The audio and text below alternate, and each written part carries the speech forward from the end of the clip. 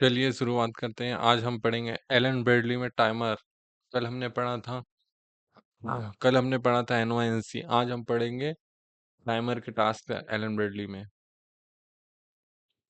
सबसे पहले ये एलन ब्रेडली का सॉफ्टवेयर खोल लेना है।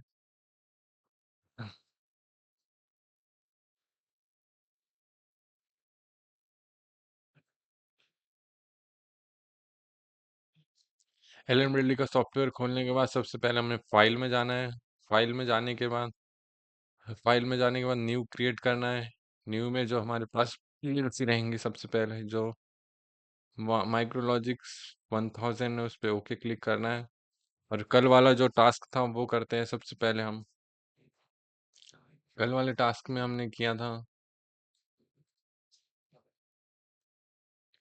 यहाँ पर एक एनो बटन ले लिया था ऑन के लिए, और एक कॉइल ले ली थी आउटपुट।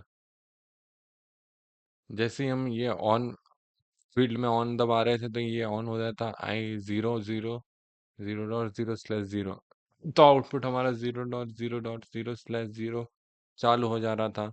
तो आज हम उसके बाद टाइमर लगाएंगे। टाइमर तीन टाइप के होते हैं। फर्स्ट होता है TON टाइमर, सेकंड हो रहा है TOF टाइमर, थर्ड होता है RDO timer. Timer on delay, timer of delay, retentive timer of delay, retentive timer. तो सिंपल से सबसे पहले प्रोग्रामिंग करते हैं। प्रोग्रामिंग करने के लिए हमें स- सब सबसे पहले हम लेंगे एनो बटन। ओ सॉरी, यहाँ पर फर्स्ट इंसर्ट रंग लेना है। इंसर्ट रंग के बाद पहले लेना है एनो। और टाइमर के लिए हमेशा अपने को पढ़ना पड़ता है। जब भी हम टाइमर टाइमर या कोई भी चीज लेते हैं तो इसके लिए हमें बाइनरी बीट लेना पड़ता है। बाइनरी बीट क्या होता है? हर एक सॉफ्टवेयर या हर एक पीएलसी में एक वर्चुअल वर्चुअल एड्रेस होता है, जो कि अपने आप में चालू होता है और बंद होता है। इससे पीएलसी से कोई फर्क नहीं होता। पर वर्चुअल में हमें कोई भी चीज चलाने के लिए हमें एक वर्चुअल आउटपुट लेना पड़ता है। बाइनरी बीट बोलते हैं जिसे, जो कि इसमें डिनोट करते हैं B3 से 0/0। बाइनरी एक वर्चुअल आउटपुट होता है या इनपुट होता है, जो कि कोई भी चीज पीएलसी के अंदर वर्चुअल ही चालू और बंद होती है। ये लिखा है बाइनरी B3 से डिनोट होता है। B3 से। तो हमें टाइमर को चलाने के लिए सबसे पहले लेना पड़ता है वर्चुअल बीट, ओ सॉरी बाइनरी बीट। तो देखते हैं अभी कैसे लेते हैं। ये गए, ये आउटपुट में हमने सबसे पहले बाइनरी बीट चालू की। यहाँ पर या इंसर्ट रंग, फिर बाइनरी बीट से हमने ये एनो चालू किया। एनो के बाद ये टाइमर काउंट में हम सबसे पहले TON टाइमर लेंगे। TON टाइमर से हमें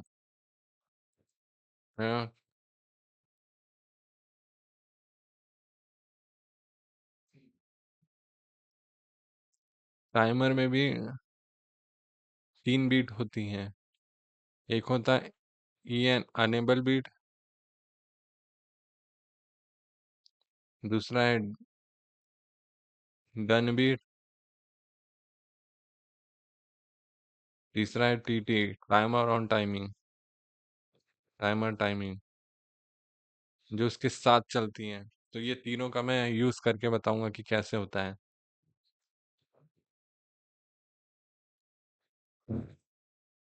तो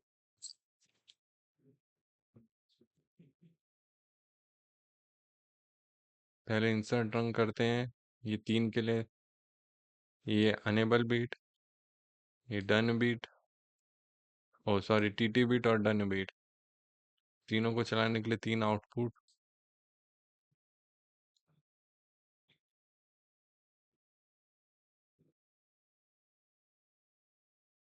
अब इसका एड्रेसिंग देते हैं। एड्रेसिंग में सबसे पहले हम आई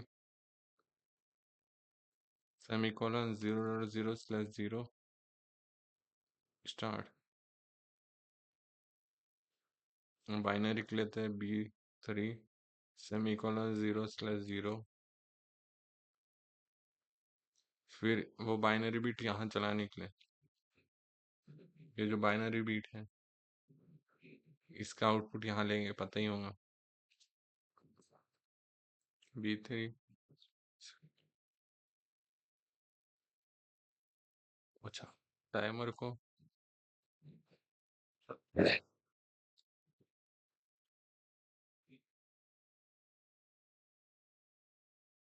टाइमर को T4 से स्लेस कर, P4 स्लैश है, ये हमारा टाइमर का एड्रेस होता है 24 सेमीकोलन 0।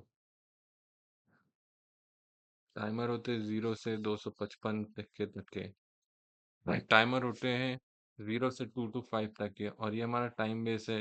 ये एक होता है 0.01, एक होता है 0.001, एक होता है 1। तो इसमें होता है 1 सेकंड, ये 1 सेकंड के लिए है, ये 1 सेकंड होगा, ये होगा 1000 में 1 सेकंड होगा, ये होगा 10 में होगा 1 सेकंड। और ये प्रीसेट वैल्यू जो हम जितने टाइम तक, जैसे 10 दबाया तो 10, और ये एक्यूमुलेटर वैल्यू है जो हाई होने के बाद ये डन बीट चालू हो जाती है।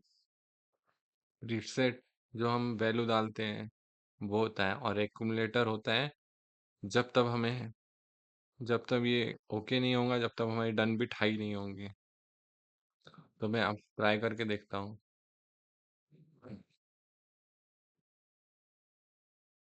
तो स्टार्ट ले लिया, टाइमर का बताया था T4 सेमीकोलन 0, और ओके, ये डन बिट 1 सेकेंड, ये हमने डाला 10। अभी हम टाइमर का लें T4 सेमीकोलन 0 स्लैश, ये EN बीट ले लेंगे, ऐसे लिखते हैं इसमें EN बीट, T4 semicolon 0 slash TT bit, और ये done bit T4 semicolon 0 slash done bit done. Output में 0 सेमीकोलन 0.0 स्लैश 0।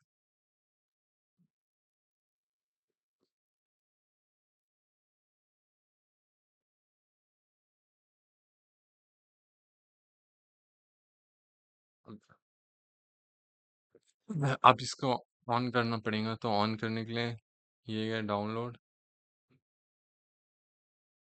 डाउनलोड में इसको डेस्कटॉप सेव,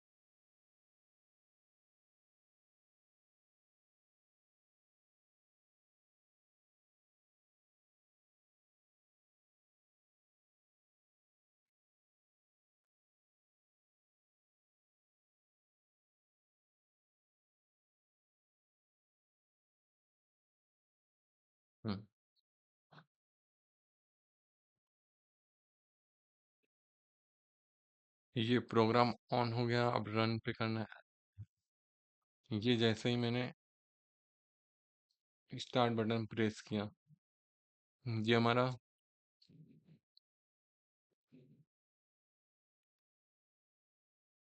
ये अनेबल बीट है, ये चालू हो गई थी। ये टीटी बीट है जो टाइमिंग के समय ये एक्यूमुलेटर वैल्यू जब तक, और जैसे ही ये एक्यूमुलेटर वैल्यू आई तो हमारा आउटपुट भी ऑन हो गया। तो ये कैसे लिखते हैं T4 0 स्लैश, ये अनेबल बीट है, ये T4 semicolon 0 T timer timing जो टाइम चलती है, और 84 सेमीकोलन 0 स्लैश डन बीट है। अनेबल जब तक हमारा टाइमर ऑन रहता है, जब तक ये अनेबल बीट चलती है, टीटी बीट जब तक हमारा टाइमिंग चलता है, जब तक चलती है, और डन बिट टाइमिंग ख़त्म होने के बाद डन बिट हाई हो जाती है और ये हमारा आउटपुट ऑन हो जाता है। बस यही है टाइमर। कोई चीज़ को कितने देर तक चलाना है, कोई चीज़ को कितने देर बाद चलाना है, यही होता है हमारा टाइमर। अब यही सब खुद लगा देना।